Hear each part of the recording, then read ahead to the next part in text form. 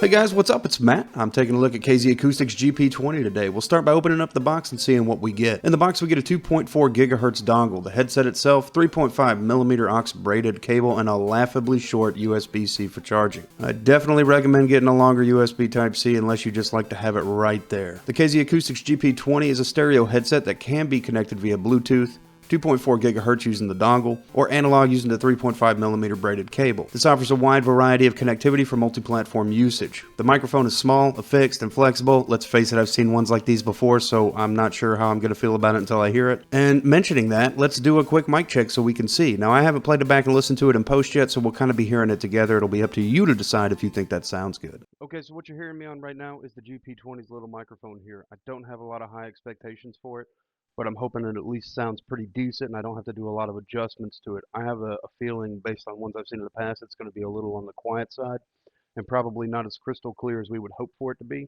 but let's find out. The rest of the headset's been really great, so it'll be absolutely phenomenal if this sounds good. Now, I'm not going to know until I do my post-editing where I get to hear myself talking with this stuff right now, so we'll kind of hear it at the same time, but I'll edit it first and get to really know. Let's move on to the rest of the video. Now you've heard the microphone on the GP20. This headset is probably one of the heavier ones that I've looked at more recently at a whopping 350 grams. This is largely owing due to the solid metal construction right above the ear cups and the large batteries required to power the large 50mm drivers inside of it. The RGB mode is a static cycle effect, and a quick press of the M or mode button, we'll go over the buttons in just a moment, will disable or enable these lighting features. If you want to save a little bit of life on the battery though, you'll save a lot of hours on your battery by cutting those off. If you like them on, you still get a pretty long playable time at about 20 hours. But by cutting them off and using Bluetooth mode, for example, you can get up to almost 70 hours, or at least so advertised. I definitely charge my headset as a responsible gamer quite frequently. On the left ear cup is the power on off, which is accompanied by a vocal audio cue to let you know that the power is on or off, a mode button, which is the one I had mentioned making the quick press of, and the volume wheel, which if I need to explain this one to you, the negative side turns the volume down, the positive side turns the volume up independently on the headset.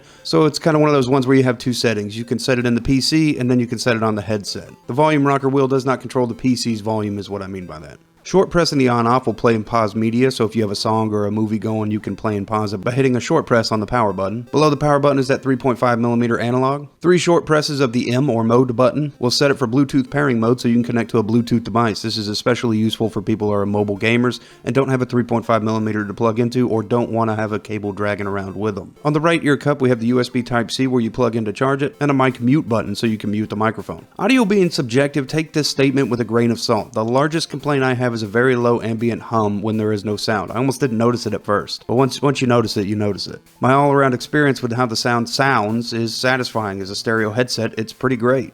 But directional audio is a little bit lacking. In games, general idea of location is present, but it's not bleeding edge accurate like you might expect from something with a 7.1 virtual solution. So as an example of what I mean by that, it's sort of like when you know they're going to be on the left, but what part of the left are they going to be on? You don't get that really good feel of where it's coming from, and you might end up getting shot. Listening to things like media is pretty enjoyable. It's not overly anything. It strikes right down the middle to me, making it exactly what I would expect. All around pretty good. Highs, lows, and mids all kind of hit that same happy place for me. The Earpads are a full circumaural design with a faux leather on a pillow pad. They sit pretty softly and are largely comfortable.